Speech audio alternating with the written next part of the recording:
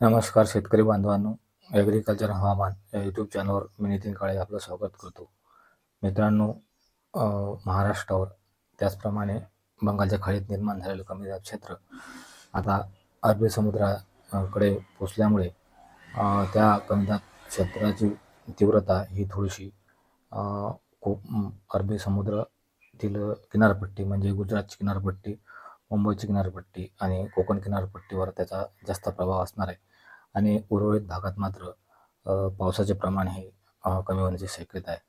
मित्रांनो, या व्हिडिओमध्ये आपण 6 जुलै रोजी महाराष्ट्रातील कोणत्या भागामध्ये पाऊस असेल याची माहिती घेणार आहोत. मित्रांनो, अरबी समुद्रात असलेल्या या कमी दाब क्षेत्रामुळे म्हणजे बंगालच्या खाडीतून आलेलं हे कमी दाब क्षेत्र अरबी समुद्रामध्ये स्थिरावल्यामुळे गुजरातचा काही भाग आणि महाराष्ट्रातील मुंबई किनारपट्टीवर त्याचप्रमाणे घाटमाथ्यावर 6 जुलै रोजी वादळी स्वरूपाचा पाऊस, मुसळधार स्वरूपाचा पाऊस होण्याची शक्यता आहे.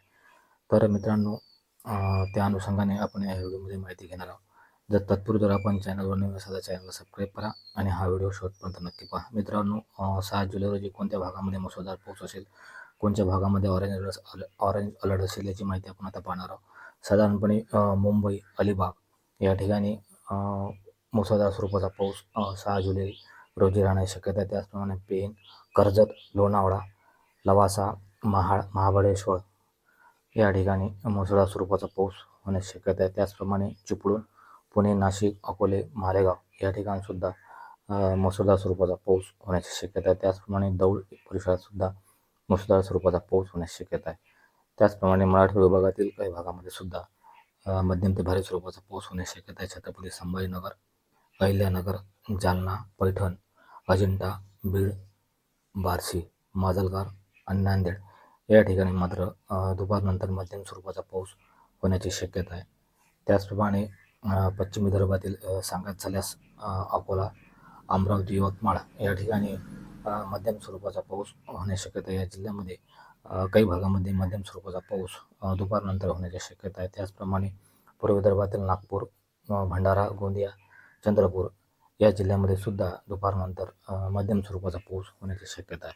मित्रांनो, इथून पुढील दिवसामध्ये म्हणजे 2 दिवसानंतर पावसाचे हे प्रमाण कमी होणार आहे.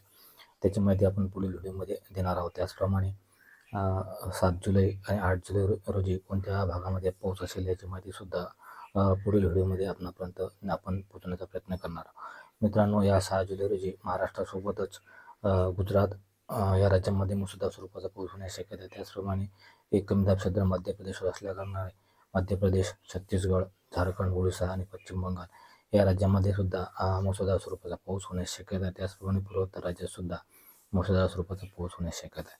मित्रांनो, पावसाचे प्रमाण हे पुढे कमी होण्याची शक्यता आहे. त्या अनुषंगाने आपल्या शेतीची कामे आपण उरकून घ्यावी. काही भागामध्ये अजूनही पेरण्या झालेल्या नाही आणि ज्या भागामध्ये पेरण्या झाल्या असेल त्या भागातील शेतकरी बांधवांनी तणनाशकाची फवारणी करून घ्यावी. जर आपल्या जमिनीमध्ये व्यवस्थित भरपूर ओल असेल तर त्या शेतकरी बांधवांनी आपण आपल्या तणनाशकाची हे फवारणी करून घ्यावी.